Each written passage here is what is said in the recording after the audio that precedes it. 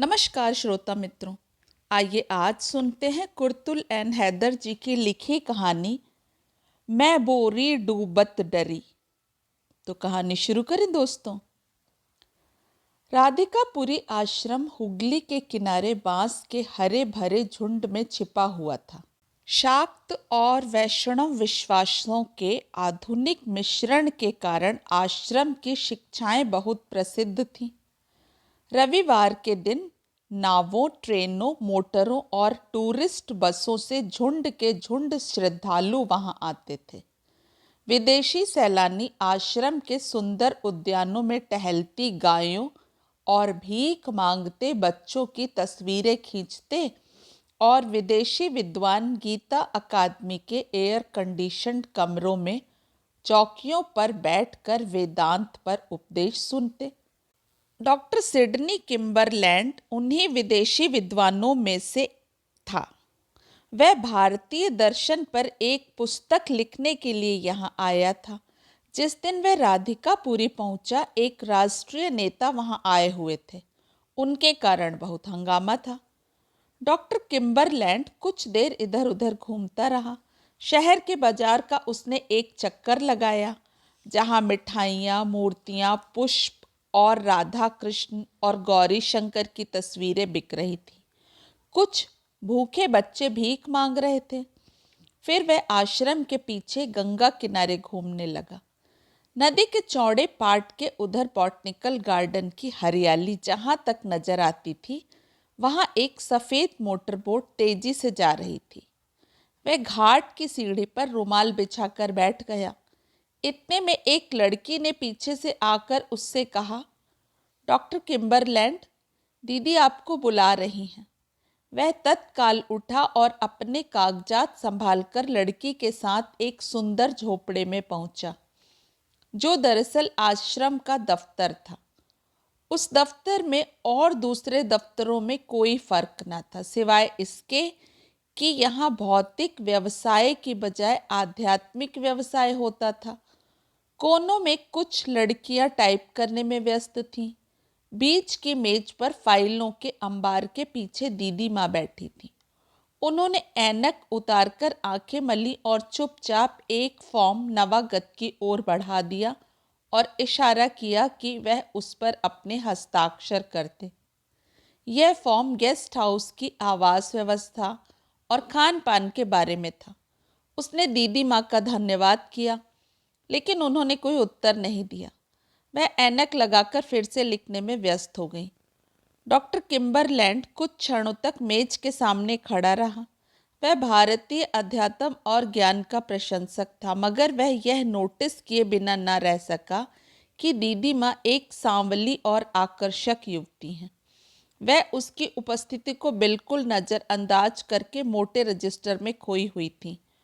Doctor किम्बरलैंड ने सुना था कि राधिकापुरी आश्रम के वासी दैनिक कामकाज को भी पूजा ही समझते हैं।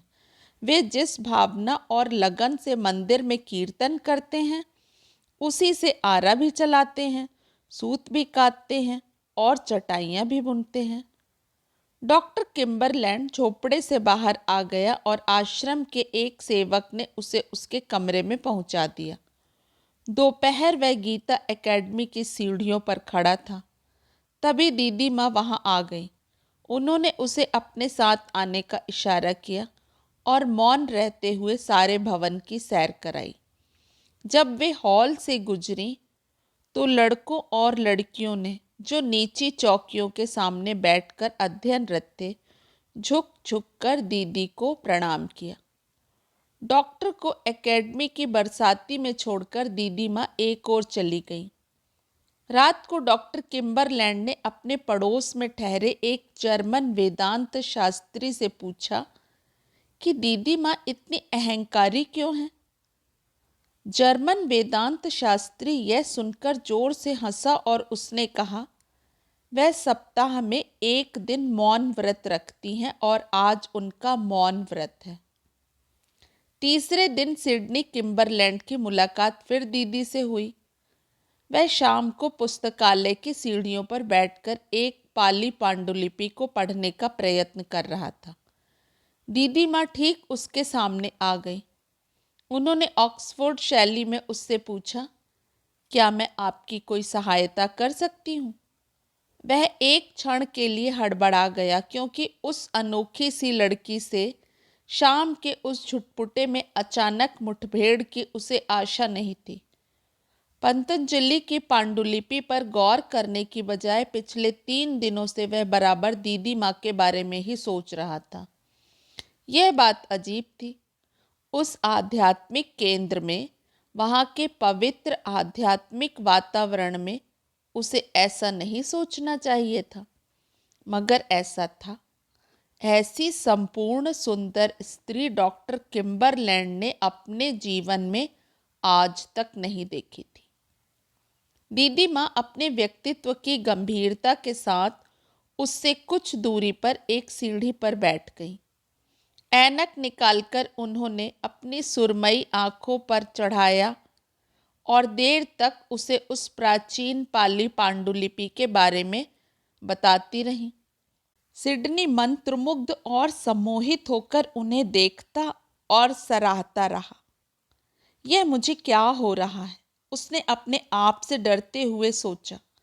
सामने से एक नौका गुजर रही थी। मंदिर में संध्या का कीर्तन शुरू हो चुका था। दीदी ने एक छोटे से वाक्य की व्याख्या करते हुए सिडनी को जरा गौर से देखा और धीरे से मुस्कुराई। उस मुस्कुराहट में उदासी, गहराई और आध्यात्मिकता थी। जीवन और मृत्यु, सृष्टि और संसार के रहस्य थे, और ना जाने क्या क्या था। शायद सिडनी किम्बरलैंड इस मुस्कान को एक श्रद्धालु की आंखों से भी देख सकता था, पर उसे दीदी माँ एक आकर्षक लड़की नजर आ रही थी, जिनकी मुस्कान आकर्षक थी।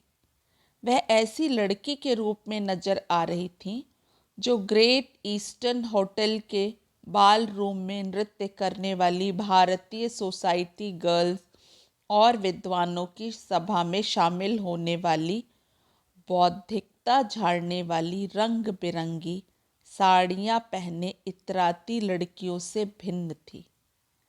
वह सारी दुनिया से भिन्न थी, पर इसी संसार की थी। वह उन्हीं लड़कियों में से एक थी, मगर एक आश्रम में रहती थी और जिसका असली नाम वह जानता नहीं था। अपने कमरे में वापस आकर उसने अपने मित्र को पत्र लिखा।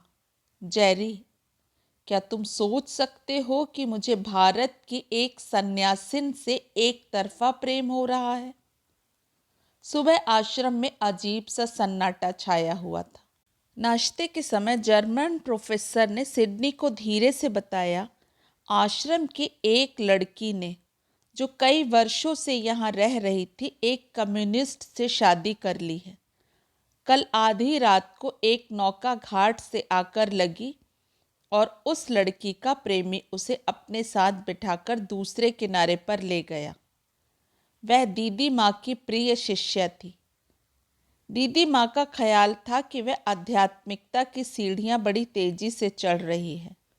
वह सदा बड़ी श्रद्धा से गाया करती थी, आधी रात प्रभु दर्शन दीजिए प्रेम नदी के तीर।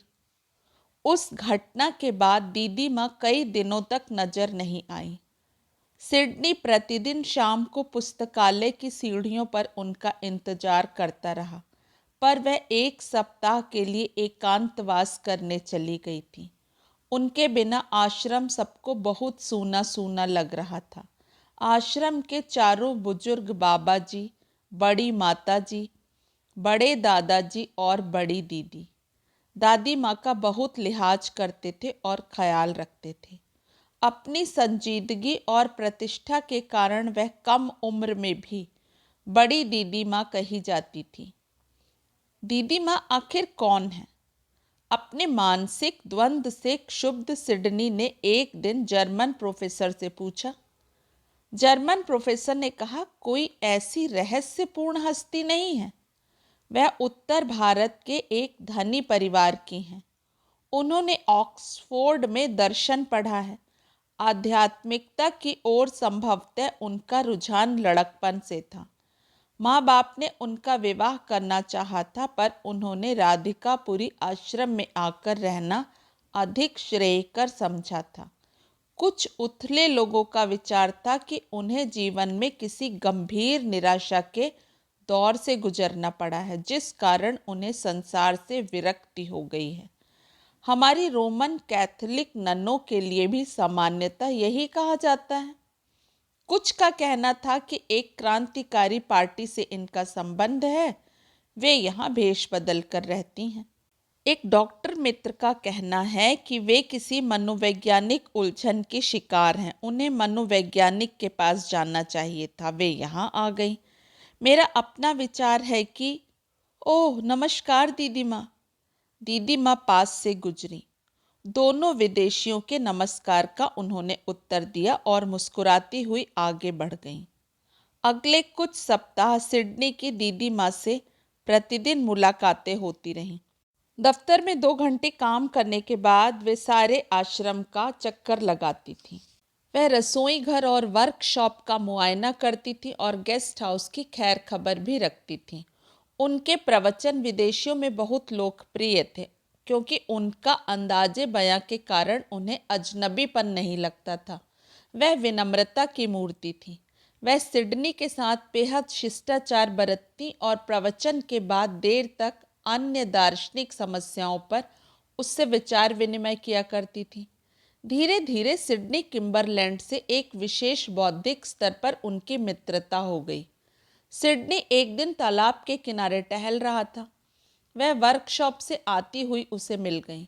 उन्होंने पूछा, कहिए आपके पुस्तक का 5वां परिच्छेद पूरा हो गया? यहाँ आपको पूरा सुकून तो नसीब नहीं होता होगा, क्योंकि यह है तो साधुओं का डेरा ही। मैं आपसे बहुत जरूरी बातें करना चाहता हूँ, उसने हिचकिचाते हुए कहा। तो कल तीसरे पहर लाइब्रेरी में आ जाइए। लेकिन मैं आपसे कुछ बेहद निजी बातें करना चाहता हूँ। निजी? दादा से आपने बात नहीं की? दादा हमारे मेहमानों की समस्याओं का समाधान करने में उनकी पूरी मदद करते हैं। क्या कोई सैद्धांतिक उलझन है आपको? जी हाँ, ऐसा ही कुछ समझिए। तो बताइए, मैं आपकी हर तरह से मदद करूंगी। मेरी उलझन यह है कि खूबसूरत लड़कियां संन्यास क्यों लेती हैं। यूरोप और अमेरिका में भी जब मैं किसी सुंदर लड़की को सिर मुंडाए नन के लिबास में लिपटा देखता हूँ तो मैं बहुत परेशान और उदास हो जाता हूँ। दीदी माँ चुपचाप उसे गौर से देखती रहीं। उनके पीछे तालाब की सतह पर सुर्ख कमल खिले थे और सफ़ेद बगुले पानी पर तैर रहे थे। मंदिर से दीदी माँ के पसंदीदा भजन की आवाज़ आ रही थी, मधुरम मधुरम नयनम मधुरम। बताइए, सिडनी ने कहा। यह श्री वल्लभाचार्य का मधुर अष्टक है, इसे सुनिए, दीदी माँ ने जवाब दिया। बताइए, सिडनी ने दोहराया। शब्द पत्तों की तरह आगे पीछे उड़ते हुए वायुमंडल में बिखरते रहे। उसकी बांसुरी मधुर, उसकी दोस्ती मधुर, उसकी दोस्ती मधुर। मजबूत ऊंची टहनियां सरसराईं। अपराजित की कलियों के पत्तों ने करवट ली। कृष्णपुरा की डालियां चारों ओर से झुक आईं। श्याम कुंज के अंधेरे में जुगनू उड़ने लगे। हवा के तेज झोंके से सारा बाग हिल गया। दीदी तब तक तालाब के किनारे से जा चुकी थी। 4 महीने बीत गए। डॉक्टर सिडनी किम्बरलैंड की पुस्तक पूरी हो गई थी। वह स्वदेश वापस जाने वाला था। सूर्यास्त से जरा पहले वह लाइब्रेरी की पुस्तकें वापस करने के लिए आया। दीदी माँ धूप घड़ी की मुंडेर पर बैठी थी। सिडनी उसके सामने आकर खड़ा हो गया। उसने याचना करते हुए कहा, उन अंकों को देखो जिन पर तुम बैठी हुई हो। उन्होंने घबराकर प्राचीन धूप घड़ी के चित्रांकित अंकों पर नजर डाली और झुककर राधा कली का पत्ता उठा लिया, जिस पर एक बीर बहुटी रेंग रही थी। Darling, darling. वह सिर हाथों में छिपाकर मुंडेर पर बैठ गया। शाम का वक्त था। मंदिर के घंटे गूंजने लगे थे। पुजारियों ने मधुर अष्टक गाना शुरू कर दिया था।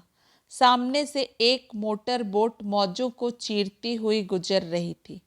सिडनी ने सिर उठाकर उससे कहा, दूसरा किनारा, एक भिन्न यात्रा और मैं, हम तुम्हारी प्रतीक्षा में हैं।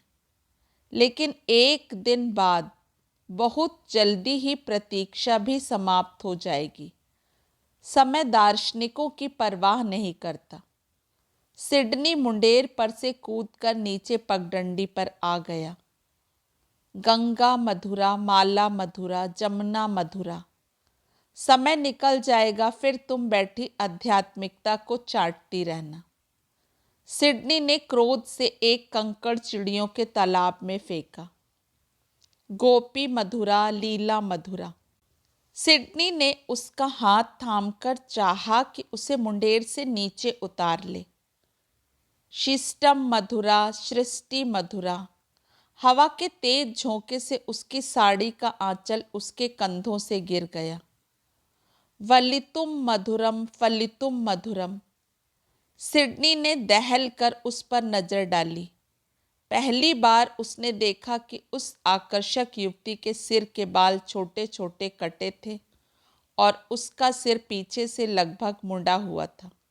उसने कहा था, मोटर बोट मुझे ले जाने के लिए रात के 10 बजे घाट पर आएगी।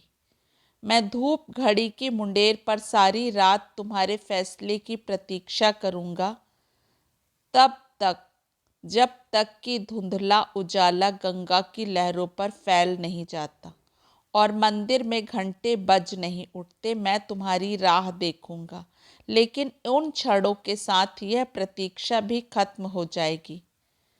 दीदी माँ धीरे धीरे चलकर किनारे पर आईं। वह रोजाना का मुआयना करने गेस्ट हाउस जा रही थी। कल रात कमरा नंबर 3 का डॉक्टर किम्बरलैंड अपने देश वापस चला गया था और उन्हें उस कमरे को ताला लगाना था। कल की पूजा के फूल पूर्ववत सुबह सुबह मंदिर में लाकर दरिया में बहा दिए गए थे और भगवान के प्रसाद की सफ़ेद कलियां लहरों पर तैरती दूर निकली जा रही थी।